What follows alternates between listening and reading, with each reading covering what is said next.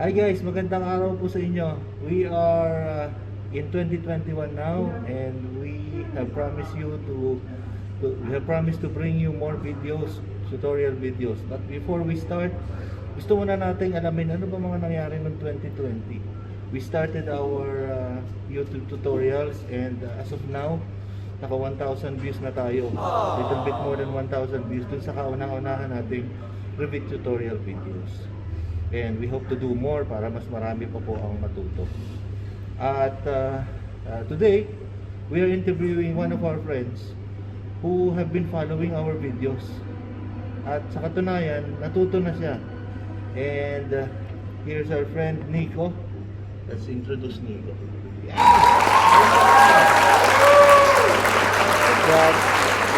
Welcome to Beer Club. Ayun, sponsor pa. May merchandise na tayo. Follow Being Smart. Ayun. Paano mo ginagamit ngayon yung Revit sa trabaho mo? For me, bilang as a document controller, malaking tulong yung matuto ka ng Revit, especially sa construction project, especially marami kang matututunan, marami kang malalaman. Dati hindi ko alam yung mga other discipline na architectural, structural, civil. Yun, salamat sa introduction. Yan si Nico, ano natin yan eh. Isa sa mga technical staff natin sa construction, na siya ay isang document controller na very much experience sa paggamit ng BIM 360. So ngayon Nico, anong skills ang nadagdag sa'yo nung natuto ka ng Revit na nagagamit mo sa trabaho mismo, yung sa pag-upload ng mga documents and everything? Malaking tulong yung may naidagdag sa akin yung BIM 360, especially yung Revit. So madalas yung karamihan sa engineers kasi namin hindi masyadong familiar dun sa kaya ako na yung tumutulong sa kanila na mag-convert nung from Revit to CAD file. So yun. Ayun, ayos. So thank you very much Nico.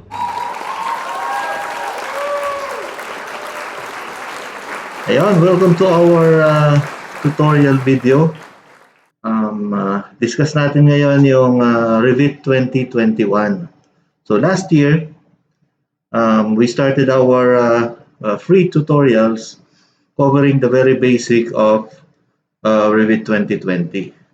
And we'll not go very far, like hindi naman tayo pupunta pa dun sa advanced level. We'd like to cover as much as possible yung mga wala pang previous knowledge of Revit, or if they have a previous knowledge, very minimal. And with the situation these days, hindi tayo makapag-attend ng mga face-to-face or live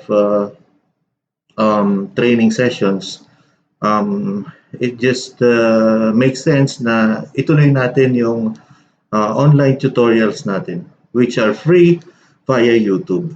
Kaya babalikan natin yung mga topics natin last year, but we'll enhance them. Yung mga topics na na-miss natin that we were not able to explain further, papaliwanag natin on this 2021 version naman. And before we start, let's discuss on what's new with Revit 2021. Okay, what you see on my screen right now is the interface when you open Revit 21. There's not much changes on Revit 2021. There's not much change from Revit 2020 to 2021. What is significant right now is makikita nyo yung BIM 360 icon. 60 is one of the most advanced features that Autodesk is offering. We can be able to upload our data on the cloud server, which is being hosted by Autodesk. So you can further learn on BIM 360 in Autodesk website. I will post down the link. I'll post the link and the description below. Just follow them so that you can get to know more on BIM 360. And speaking of BIM 360, you see beside me is one of our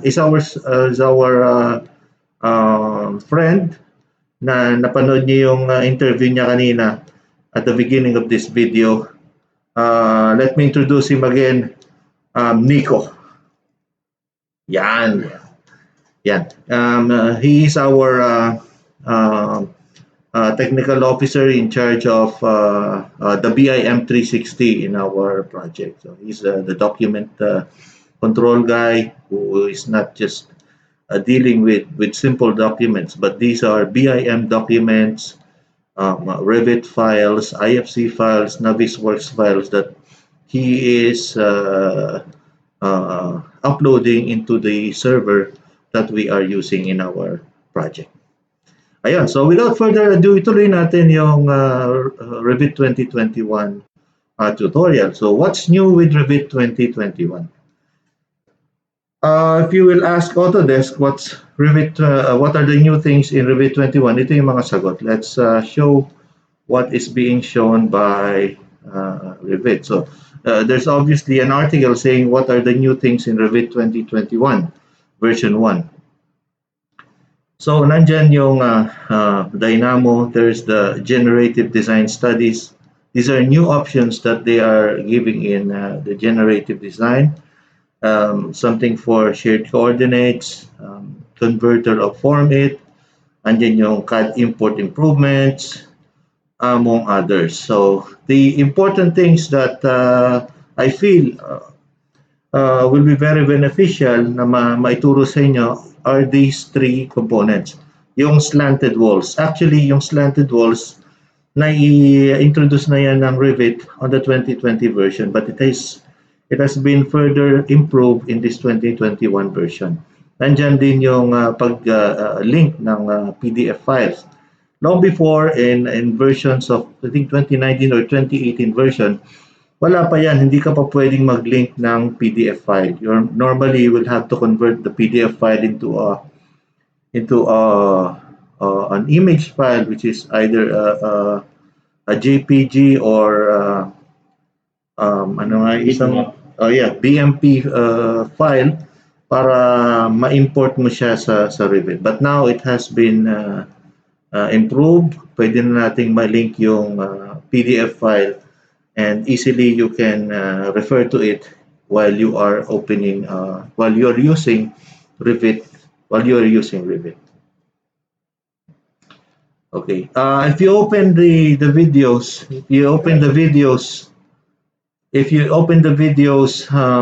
that are shown in the Autodesk website, makikita niyo yung mga paliwanag dyan. No? Let's take this for example. In Revit 2021, you may apply a slant or tilt to walls during their creation by selecting slanted from the new cross-section instance parameter in the constraints section of the properties palette. You can also change an existing vertical wall to a slanted wall. Simply select the wall, change the cross-section instance parameter from vertical to slanted, and enter a value for the angle from vertical parameter. Windows and doors hosted in slanted walls can also be set to vertical or slanted. Walls that are curved or elliptical in plan may also be slanted. This improvement helps users create complex architectural, structural, and curtain walls in Revit 2021. Yon, nakita niyo yung improvement. Yeah, so in Revit 2021, there's an additional button where you can indicate the slope that you intend to slant your walls, and after that, there are certain parameters where you can adjust the window placement on the walls that you have just slanted. Ayan po. So we have additional okay. Okay, what is new also in Revit is the generative design. But I would like you to temper your expectations because the option for generative design, which can be found in the Manage tab of Revit. Let me open a project, for example, a new project.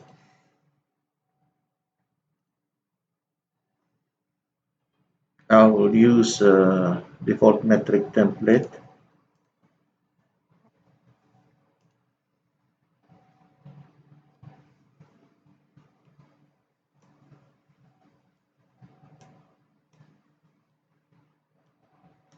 So as I've been saying, one of the new features of Revit 2021 is enhanced generative design. Kasi nandiyan na yan sa Revit 2020.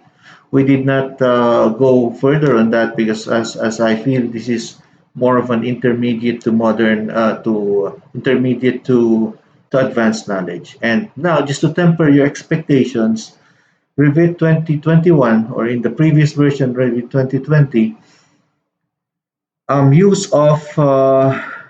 use of generative design is restricted to certain licenses of Revit. So even me, I have a standalone license from Revit, and also even the educational softwares does not offer the use of generative design. You can see it here, uh, under the Manage tab, you have Create Study. Okay. Under the Manage tab, nandito yung button for the generative design.